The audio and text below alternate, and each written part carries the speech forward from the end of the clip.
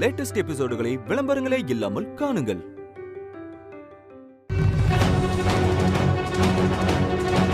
Sir, இவன் first எழுதின எக்ஸாம்ல பாஸ் ஆகலைங்கிறது உண்மைதான் சார்.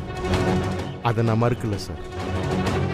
ஆனா இவன் குடும்பத்து ஆளுங்க இவனை படிக்க வைக்க எடுத்துக்கிட்ட ஆர்வத்துக்காக மறுபடியும் இவனுக்கு நான் வாய்ப்பு கொடுத்தேன்.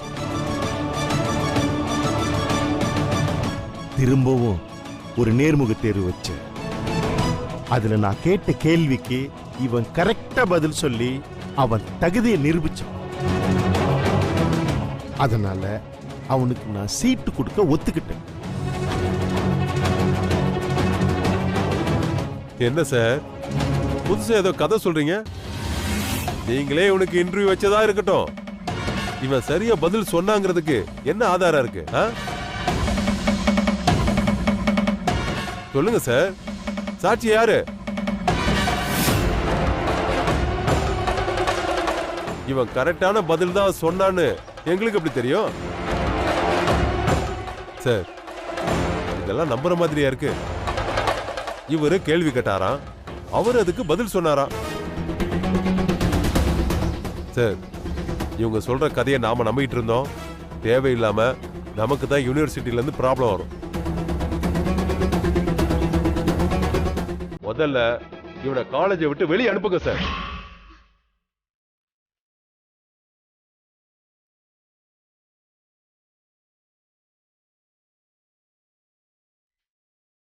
சார், இவன் படிக்க தகுதியானவன் தான் சார். என்ன நம்புங்க ப்ளீஸ். உங்களை நான் நம்புறேன் சார். ஆனா சார் சொல்ற மாதிரி ப்ராப்ளம் வராதுன்னு நான் எப்படி நம்புறது?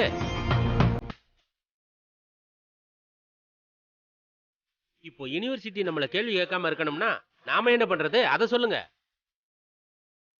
இல்ல இவனை வெளியே அனுப்புங்க. யாரோ ஒருத்தனுக்காக நாம எதுக்கு சார் ரிஸ்க் எடுக்கணும்?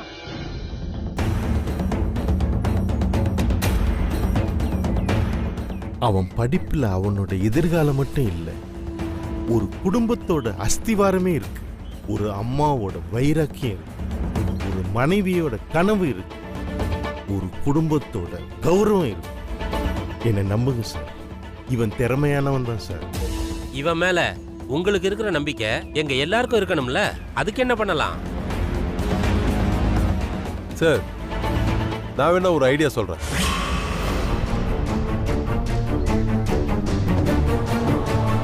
சார் சொல்ற கதைக்கே வருவோம். இவர் ஏதோ கேள்விகள் கேட்டதாவும் அதுக்கு அவன் பதில் சொன்னதாவும் சொன்னார்ல, அதே நேர்முக தேர்வை மறுபடியும் வைப்போம். எல்லாரும் முன்னாடி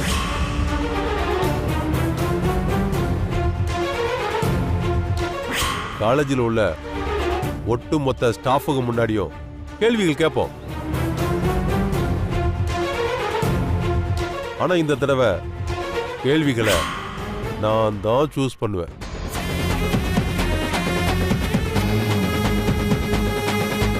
நான் கேட்கிற கேள்விகளுக்கு இவன் கரெக்டா பதில் சொல்லிட்டா அப்போ நான் ஒத்துக்கிறேன் இவன் இந்த காலேஜில் படிக்க தகுதியானவன் தான்.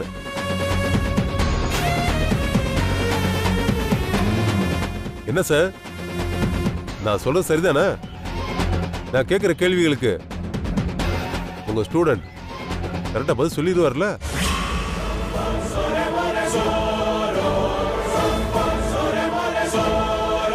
ரிஸ்க் எடுக்க விருப்பம் இல்லைன்னா இப்பவே சொல்லிருங்க. இந்த நிமிஷமே இவனை அனுப்பிடுவோம்.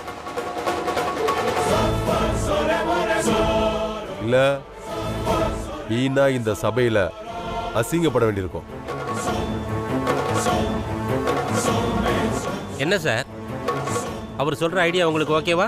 இல்ல இப்பவே அவனை வெளியே அனுப்புறீங்களா?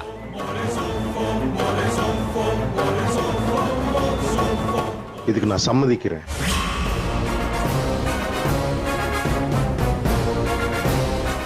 நீங்க கேட்கிற கேள்விக்கு நிச்சயம் இவர் சரியான பதில் சொல்லி என்னுடைய செலக்ஷன் கரெக்ட் தானே எல்லாருக்கும் புரிய வைக்கிறேன் சார்.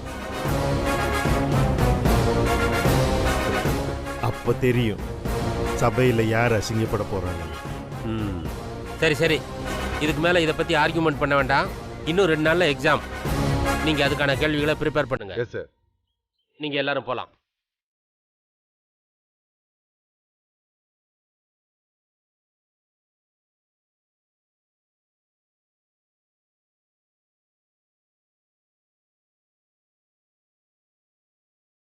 நீங்க எதுக்கும் கவலைப்படாது, தைரியமா போங்க. கண்டிப்பா நாம தான் ஜெயிப்போம்.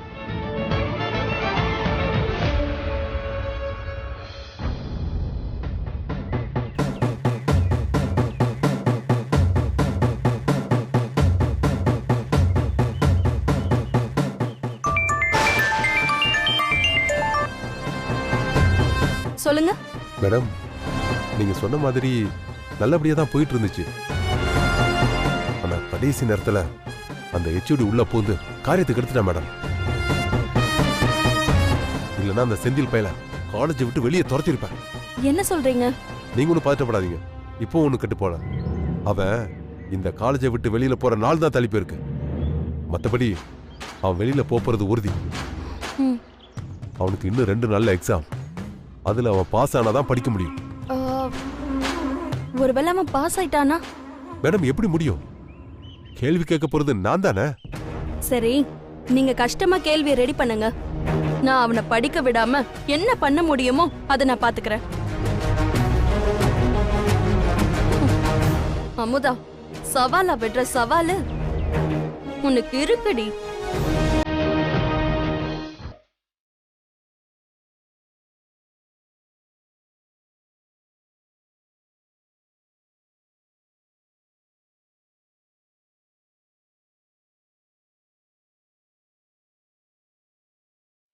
இந்தானே சாப்பிடுப்பா.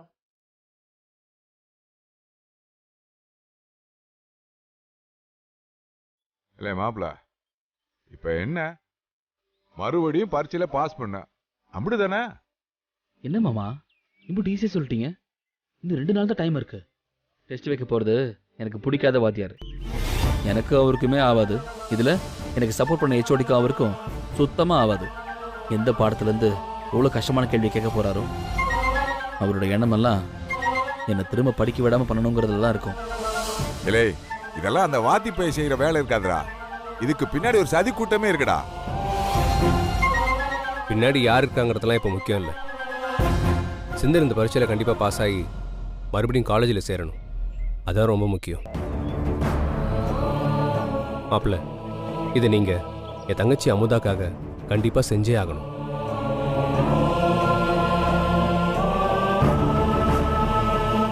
சொத்து வேணாம், அப்பச்சின்ற உறவு தான் வேணும்னு சொன்ன என் தங்கச்சிக்கு இழந்த சொந்தம் திரும்ப கிடைக்கணும்.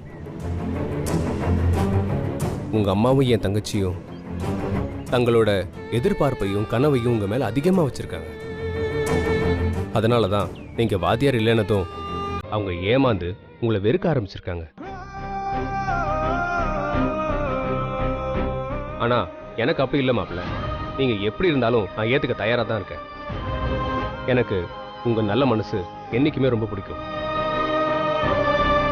ஏமாத்தின அந்த வருத்தம் அந்த நொடியில் இருந்தாலும் கால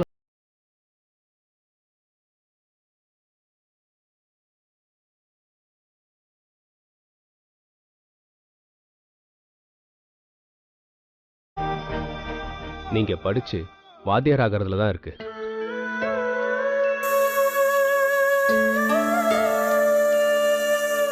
அப்பச்சியும் கல்யாணத்துக்கு முன்னாடி உங்களை காசு பணத்துக்காகலாம் ஏத்துக்கல. உங்களோட அந்த வாத்தியார்ன்ற உத்தியோகமும் நீங்க அமுதா மேல வச்சிருந்த அளவு கடந்த பாசமும் தான் அவர் உங்களை தான் மகனா நினைக்க வச்சது.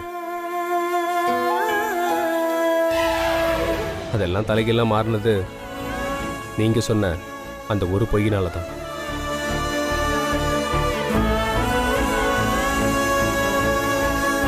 அவருக்கு தான் மக ஆசைப்பட்டது கிடைக்கல அப்படிங்கிற கோபத்தால தான் உங்களை வெறுக்க ஆரம்பிச்சார். அமுதாவும் அப்பச்சி பேச்சை மீறி உங்க குடும்பத்தை ஏத்துக்கிட்டதுனால தான் அவளையும் தான் மகளே இல்லைன்னு சொல்ல ஆரம்பிச்சாரு. இது எல்லாமே திரும்ப பழைய மாதிரி மாறணும்னா நீங்க சொன்ன பொய்ய நிஜமாக்கணும். அப்போதான் உங்க அம்மாவுக்கு அவங்க இழந்த கௌரவம் திரும்ப கிடைக்கும். அமுதாவுக்கும் அவ ஆசைப்பட்ட வாழ்க்கையும் எல்லாத்துக்கும் மேல அவ இழந்த அப்புச்சின்ற உறவும் அவ குடும்பமும் அவளுக்கு திரும்ப கிடைக்கும். நானும் யாருக்கும் தெரியாம என் தங்கச்சி மேல வச்சிருக்க பாசத்தை மறைச்சு காட்ட வேண்டிய அவசியம் இருக்காது. என்னை பொறுத்த வரைக்கும் உமா புருஷனுக்கு கிடைக்கிற மரியாதை உங்களுக்கும் எங்க வீட்டில் கிடைக்கணும். அப்புச்சி மறுபடியும் உங்களை மாப்பிள்ளைன்னு வாய் நிறைய கூப்பிடணும். எல்லாத்துக்கும் மேல என் தங்கச்சி அவ விட்ட சவாலில் ஜெயிக்கணும். எங்க எல்லாருடைய கேள்விக்கு பதிலாகவும் எங்க எல்லாருடைய சந்தோஷத்துக்கு தடையாகவும் இருக்கிறது ஒரே ஒரு விஷயம்தான் மாப்பிள்ள. நீங்க கண்டிப்பா படிச்சு வாத்தியாராகணும்.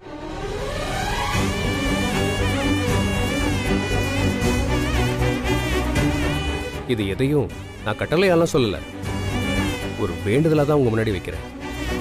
அதை நிறைவேற்றி கொடுங்க. என் தங்கச்சி இழந்த சொந்தத்தை மீட்டு கொடுங்க. நான் உங்களை கெஞ்சி கேட்கிறேன் மாப்பிள்ள.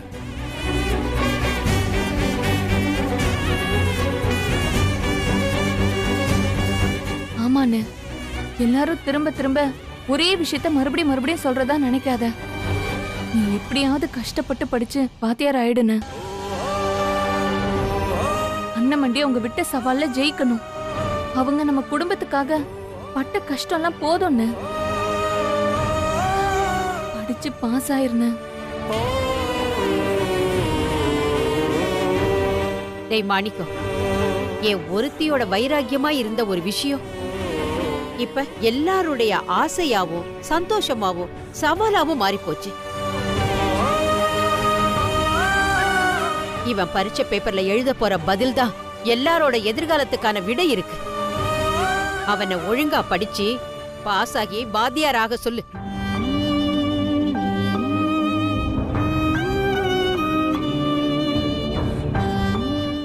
மாப்பிள, நாங்க புதுசா சொல்றதுக்கு ஒண்ணும் இல்லடா. அம்புட்டு பேர் நம்பிக்கையும் உன் மேலதான்டா இருக்கு.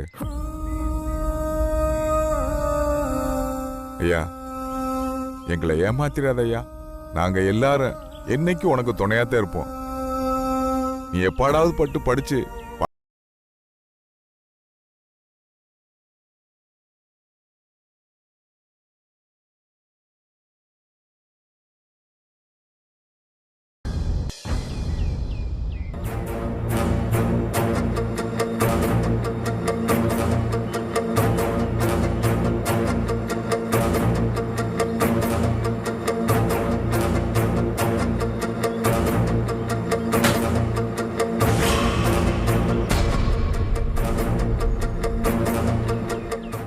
புக்க 2 நாள் ராப்பகலா உட்கார்ந்து தரவா படிச்சாதான் அவன் கேட்கிற கேள்விக்கு நீ பதில் சொல்ல முடியும்.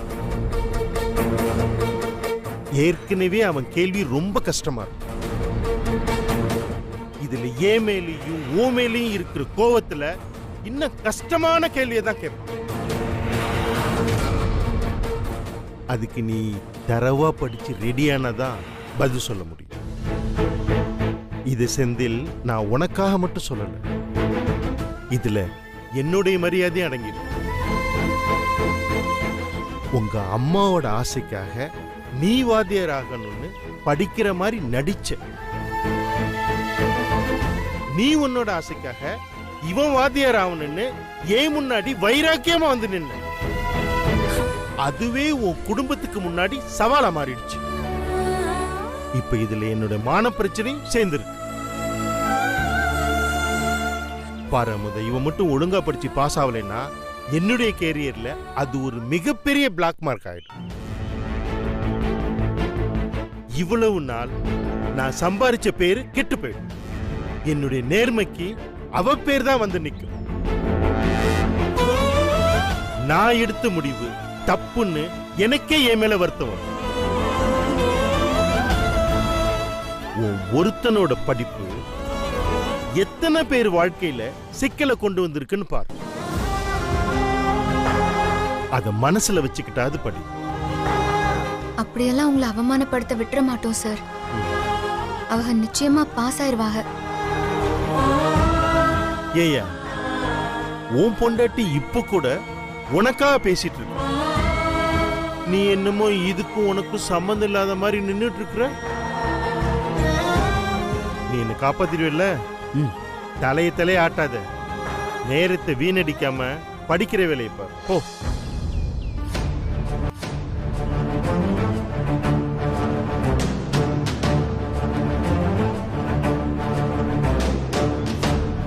அமுதா, உன் கஷ்டத்தை பார்த்துதான் இவனுக்கு சீட்டு கொடுத்தேன்.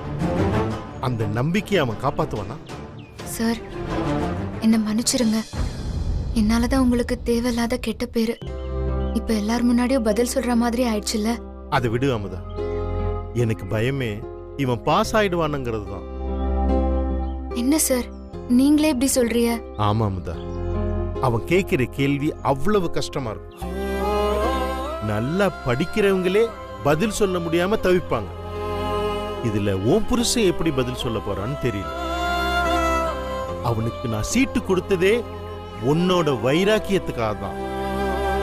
அதனாலதான் அன்னைக்கு அவன் டெஸ்ட்ல ஃபெயில் ஆனதை கூட உன்கிட்ட மறைச்சு அவனுக்கு படிக்க சீட்டு கொடுத்தேன். எப்படி நீ அவனுக்காக கஷ்டப்படுறத பார்த்து அவன் கண்டிப்பா படிச்சிருவான்னு எனக்குள்ள ஒரு நம்பிக்கை இருந்துச்சு. அதே நம்பிக்கையில இப்போ இருப்போம். நல்லதே நடக்கும்னு கண்டிப்பா நம்புவோம். நாம இத்தனை பேரு அவன் மேல வச்ச நம்பிக்கைய கடவுள் கண்டிப்பா வீண் போக விட மாட்டார். பட் ஒன் திங் அமுதா, நான் நெகட்டிவா பேசுறேன்னு நினைக்காத. ஒருவேளை அவன் பரீட்சையில ஃபெயில் ஆயிட்டான், எனக்கு எதிராக வர கேள்விகளை நான் ஃபேஸ் பண்ணிக்கிறேன். அதை பத்தி நீ கவலைப்படாத. ஆனா நீ அதை பத்தி கவலைப்பட்டு மனசு உடைஞ்சு போயிடக்கூடாது அமுதா. உன்ன மாதிரி தன்னம்பிக்கையா இருக்கிறவங்க உடைஞ்சு போயிட்டா அது உன்னை சுத்தி உள்ள மொத்த பேரையும் பாதிக்கும். அப்படிலாம் நடக்காது. அப்படி ஒரு வேளை நடந்துச்சுன்னா நீ உன் முடிவை மாத்திக்கணும். இவ்வளவு நாள் உனக்குள்ள இருந்த ஆசைய அவனை வச்சு நீ நிறைவேற்றணும்னு நினைச்ச. அது நடக்கலன்னு ஆனதுக்கு அப்புறம் அவனுக்குள்ள இருக்கிற திறமைய வெளியே கொண்டு வர்றதுதான் புத்திசாலித்தனம். எல்லாமே ஒரு ஆப்ஷன் தான். எல்லாத்தையும் ஆப்ஷனா தான் பார்க்கணும். அவனுக்கு படம் வரைகிறது நல்லாவே வருது. சோ நீ அவனை அதுல கான்சென்ட்ரேட் பண்ண சொல்லு. அது ஒன்னும் தப்பான தொழில் இல்ல. அவனுக்குள்ள இருக்கிற அந்த திறமை எல்லாருக்கும் வந்துடாது அமுதா. சோ நீ அவனை அதுல பெரிய ஆள் ஆக்கிறதுக்கு முயற்சி பண்ணு. அமுதா, என்ன வேலை பார்க்கறோங்கிறது முக்கியம் இல்லை. பார்க்கிற வேலையில நாம நம்பர் 1 இருக்கிறோமா அப்படிங்கிறது தான் முக்கியம். இது உன் மனசை மாத்துறதுக்காக சொல்லல. நீ எந்த ஒரு சூழ்நிலையிலும் காயப்பற்ற கூடாதுங்கிறதுக்காக உன் மேல இருக்கிற அக்கறையில தான் சொல்ற. பயப்படாத அமுதா. உன் நல்ல மனசுக்கு நல்லதே தான் நடக்கும். நீ தைரியமா போ. பட் அவனை படிக்க வை.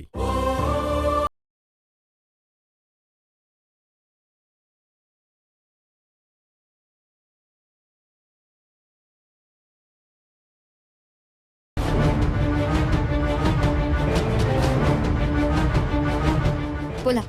என்ன சொன்னாரு? அவங்க என்ன சொல்றது? எங்க எல்லாருக்கும் இருக்கிற ஒரே பயம் நீங்க பரீட்சையில கேக்குற கேள்விக்கு சரியா பதில் சொல்லணுங்கிறது தான். நம்ம பிரச்சனையில பாவம் நமக்கு உதவி பண்ண அந்த மனுஷனுக்கு தேவையில்லாத சிக்கல் வந்துருச்சு. தயவு செஞ்சு எல்லாரோட பயத்தையும் கொஞ்சமாவது மனசுல வச்சுக்கிட்டு படிங்க. இத நான் உங்களை நம்பி கெஞ்சி கேட்டுக்கிறேன். நீங்க மட்டும் இதுல பாஸ் ஆயிட்டீங்கன்னா உங்களுக்காக நான் என்ன வேணாலும் பண்றேன். அப்போ எனக்காக என்ன வேணாலும் செய்வியா? அப்போ நான் என்ன கேட்டாலும் தருவியா? ஒரு முத்தம் கேட்டா?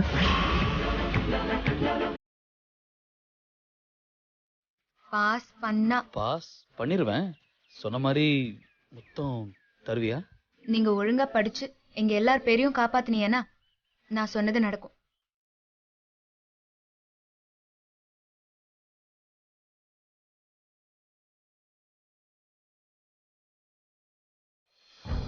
இல்லே மாப்ள, என்னடா நடக்குது இங்க? நீ என்னமோ தருவியான்னு கேக்குற, அவ தருவின்னு சொல்லிட்டு போறா.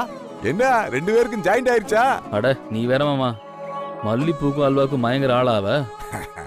இன்னும் 2 நாள்ல இந்த புத்தகத்துல இருக்கிறது எல்லாத்தையும் படிச்சு பாஸ் ஆகணுமா? இதெல்லாம் நடக்கிற காரியமா? ஏய் அதான் நீ என்ன கேட்டாலும் அவ தரேன்னு சொல்றாளே, அப்புறம் என்ன? படிச்சு பாஸ் ஆகுடா. இலை கண்ணியர் தம் கடைக்கண் பார்வையை காட்டிவிட்டால் மண்ணின் மைந்தனுக்கு மாமலையும் சிறு கடுகாம். ஓ, அவதான் மொத்த பார்வையை காட்டிட்டாள, அப்புறம் என்ன? இந்த புத்தகம்லாம் உனக்கு தூசி மாதிரிடா, ஊதி தள்ளுடா. யாரோ எழுதின வசனத்தை நீயே சொல்லிவிட்ட. இது படிப்பு மாமா, நம்ம டிசியெல்லாம் கிடையாது. இந்த புக்கை ஒழுங்கா படிக்கிறவன் படிச்சாலே 2 வருஷம் ஆகும். உன் மாப்பிள்ள இது 2 நாள்ல படிக்கணுமா? ஏன் நீ வேணா படிய. இப்போ ஒன்னு பேசுனியே, அந்த மாதிரி சொல்லு பாப்போம். எனக்கே டெஸ்டா? டேய் நான் ஏன்டா நைட்டு 12 மணிக்கு சுடுகாட்டுக்கு போனேன்? எங்க ஆத்தாக்காரி ஒண்ணு நான் வாத்தியார் தான் ஆரம்பம் சொல்லி கனவெல்லாம் கண்டுட்டு என்னை பெத்து போடலப்பா. நான் வாத்தியாரா இருந்ததே கட்டிப்பேன்னு எவ்வளவு வந்து நிக்கலப்பா. எந்த இளவு வேணான்னு தான் ஸ்டில் பேச்சுலர் இருந்துகிட்டு உன் கூட குடும்பம் நடத்திக்கிட்டு இருக்காண்டா பாவி. சும்மா சொன்னதுக்கு இவ்வளவு பொங்குறியே, இப்ப தெரியுதா என் கஷ்டம்? டேய் மரம் ஒசரமா இருக்குன்னு வருத்தப்பட்டுக்கிட்டு கீழ இருந்து வேடிக்கை பார்த்துக்கிட்டு இருந்தா மரத்துல இருக்க பழம் கிடைச்சிருமா? நாம தான் கஷ்டப்பட்டு மரத்துல ஏறி பறிக்கணும், அப்பதான் ருசிச்சு சாப்பிட முடியும். எல்லாருமே அவங்க ஆசை வைராக்கியத்திற்காக உன்னை வாத்தியார் ஆக்கணும்னு நினைக்கிறாங்க. இந்த வாட்டி உனக்கா நினைச்சு படிடா. அமுதா புள்ள மாதிரி உனக்கு ஒரு பொண்டாட்டி கிடைச்சும் இப்படி தூரமா நின்னு பாத்துக்கிட்டு இருக்கிய. அவ உனக்கு முழுசா கிடைக்கணும்னு உனக்கா நீ படிடா. இந்த பாரு நீ நிச்சயம் பாஸ் ஆயிருவ. டேய் பொம்பளை பிள்ளைகளுக்காக காலங்காலமாக பல போர்களே நடந்திருக்குன்னு புராணமே சொல்லுதேடா. நீ அவளுக்காக படிச்சு வாத்தியார மாட்டியா? டேய் வாடா, படிக்கிற வேலையை பாடுறா. டேய் வாடா. என்ன இன்னும் நம்புறீங்களா? அப்படிதானே? அவள எப்படியா படிச்சு பாஸ் பண்ணிடுறான். அமுதா மனசுல இடம் முடிச்சா போதும்டா. நம்மளை ஏசினவங்க மூஞ்சில எல்லாம் கரிய பூசணும்டா.